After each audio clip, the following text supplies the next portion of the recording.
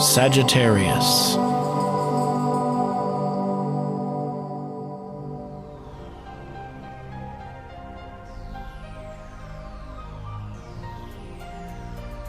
Hello Sagittarius, this is your forecast for September 2015, and this is going to be a month that I think many of you have been waiting for. It's going to be focused on your career, expansion to your career, everything that you have been studying, preparing for, researching, schooling for over the past 12 months is now coming in to where you're going to be in the limelight. You're going to have your opportunity, your chance to rise and shine and glow and spread your wings. Jupiter has arrived here in your career house. It's going to be with you for a full year until that of late summer 2016. So now is the time to really come forward and show your skills, your abilities, everything, and take whatever opportunities are coming your way. Some of you will come to see that you might be traveling more in this coming year. Maybe some of it could be work related as well. Jupiter loves to travel long distance and whatnot, and it's in the career house, so some of you might be changing your career to perhaps maybe a new or different location as well. That might be one of the opportunities coming your way. But we're starting off here with the sun. The sun here this month is also in your career house. So the two of them together are really launching you into this new cycle. And better yet, you also have the new moon this month in your career house. So this is really happy news to share with you here, Sagittarius. The new moon will come to you on September 13th, 20 degrees in Virgo. So pay attention to if you have any other planets, 20 degrees, that new moon will ricochet off of them and light up those areas of your life as well. Now, having the new moon in Virgo, what does Virgo really do? Virgo is all about paying attention to details, getting the details right, improving, perfecting, and so forth. So this new moon will not only hold for you this ability for this coming month, but it can actually set you up for a whole year to come until the next full new moon comes into this area. So make sure that you write your abundance check here on the 13th. For those of you still not knowing exactly how to do that, you can find it on my website. There is a video there, and it will also explain when to tear it up or just throw it away until the next new moon and the next abundance check is to be written. I want to thank you for following along on the Horoscopes as well. It does give different information, doesn't it? But it really works well with the astrology. So I'm really happy to see that you are liking it and commenting on it. I really do appreciate very, very much.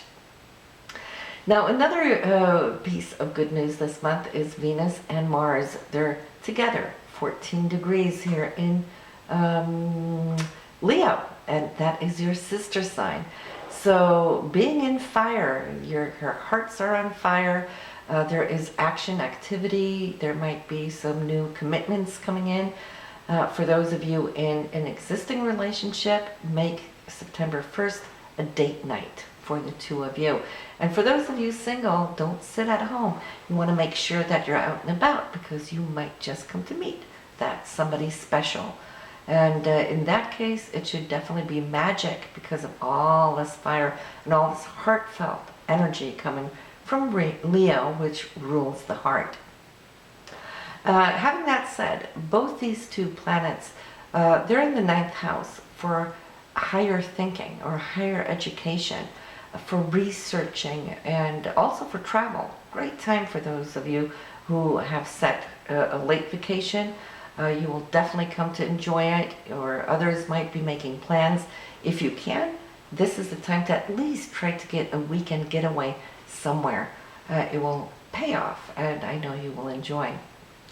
We have on the 8th, we have Mars and Uranus. They're trine, and that is one of the best aspects in our charts. When they come together, Mars is your drive, your ambition, your goals, your physical energy. And lining up here with Uranus will Uranus is that wow factor, the unexpected, right? And for you, Uranus operates primarily through your 5th house of self-expression and creativity.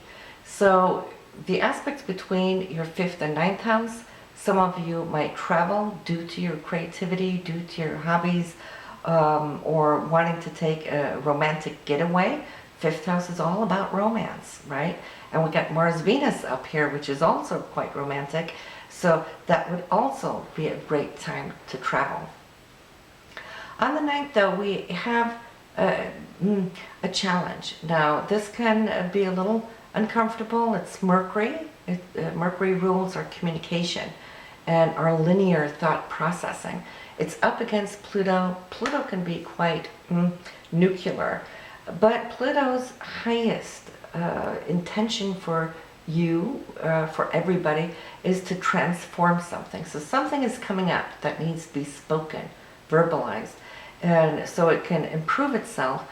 And initially there might be resistance, that's the square, or defense mechanisms coming up, that's the square. And so you might not get where you want to go with this, but don't back up. And I'll tell you why though, because Pluto's still wanting to transform it, and if you don't work it through, then it's just slipping it back under the carpet, and that's not going to do anything. The beauty of it is that Mercury is going to go retrograde this month. This will happen on the 17th. Will be retrograde straight through October 9th. So when it retrogrades, it's going to come back over this very same excuse me, degree as it was on September 9th. But now it's the 24th. So you're up against it again. Mercury's now retrograde. And you will have a second chance to really speak your mind, share your highest truth. The more vulnerable and open you can be in expressing these things that have been laying close to heart, then Pluto will have a chance to get in there, listen to it, and say, okay, the resolve, how can we make this better for you? That's the magic of Pluto, which will renew, rebirth, transform what hasn't worked fully. So I'm happy to share that with you. And your Mercury is in the 11th house, so that has to do with hopes and dreams. Pluto is in your 2nd house, so there might be a financial situation that needs to be expressed between you and perhaps one of your friends, which is the 11th house, friendships, hopes and dreams, groups and organizations. So there might be a conflict there that, say, the window of opportunity to clear it will come, and if you don't take it, you get the second chance later in the month. Then we have Mars and Saturn the very next day on September 25th. Now, they're going to square. Mars is your drive, goals, ambitions. It's your physical activity and the fire that you hold. Now, it's going to square Saturn. Now, Saturn's been in your 12th house for the last 2.5, 3 years, working on the subconscious mind, working on your spirituality. But here, Saturn's going to go direct. And that will be on this 17th. It will be sitting on your ascendants, on your solar chart, coming in to Sagittarius, where it's going to be for the next 2.5, 3 years. We've talked a little bit about this in the past. What it's going to do for you here, Sagittarius, it's going to give you grounding. It's going to give you support. Yes, it will give you more responsibility on you to really stand up. Why? Because the 1st house is the personality. It is me, myself, and I, right? The I am consciousness, your physical body, and your physical duties in your body, so to speak. And Saturn's going to ask you to really stand up to stronger responsibilities over the next 2.5, 3 years. So there's no lollygagging. Saturn will hold you to it. It will support you. It will give you the strength, the grounding, because Saturn's highest objective with you is always, no matter where it is to teach you mastery. So what are you going to be mastering now, next 3 years? It's the responsibility that you are going to take as the persona you are. So see, for those of you ready for it, it's actually this incredible inner push to now reach out and reach up and do what we've come to do. And especially because you're having all that help up there in the 10th house with Jupiter expanding your not just creativity, but your career. Well, there could be new responsibilities coming in where you're now mustering it all together and Saturn giving you that good support and strength. We have to work with Saturn, though, for Saturn really to be helpful. If we try to resist or sneak away from responsibility, Saturn is karma. It will come right back and nab you in the bud. And so, yes, just be aware of that so you can utilize the gift of Saturn. So that's the 25th, Mars-Saturn square. That is coming from your 9th house. It's into your 1st house. And so for you, it's more like Mars might want to go in one direction. Saturn's going to stay behind you and say, if you really want this, you're going to have to push for it. You've got to stand up to it. You have to fight for your rights, so to speak, through that whatever Mercury-Pluto situation is. Okay, it's on its second round, so I guess this is going to give you more substance. So this is great. So we spoke about the new moon in your 10th house of career. We have the full moon, 4 degrees in Aries, which is going to be in your 5th house for love, true love, as they say, for your creativity, your self-expression. For those of you having your own business, this full moon will be illuminating this area. Great time for you to target whatever new business or new targets on the 27th of September. Then we have a couple of events. Venus has been retrograding. It did all August, and it will be to September 6th or 7th in your 9th house. And so you're going to start feeling that going back down memory lane, which you might have done there in August. It gave you some extra time because Venus really passes through a sign within 3 to 4 weeks. But with the retrograde, it's giving you extended time to go back down memory lane and enjoy and be romantic. But as it picks up speed now after the 7th, well then here we are, we're moving towards the future again, and it's preparing to put its glory, its Venusian energy, which is beauty, into your career when it moves into your 10th house. So this is what you want to be aware of so that you can be as prepared as possible. But more on that in your October scope. If you haven't subscribed, do hit subscribe now so you can see what it's going to do for you there next month. But yes, Venus will absolutely add to your career in the coming weeks. Mercury, as we mentioned, retrograde from September 17th through that of October 9th.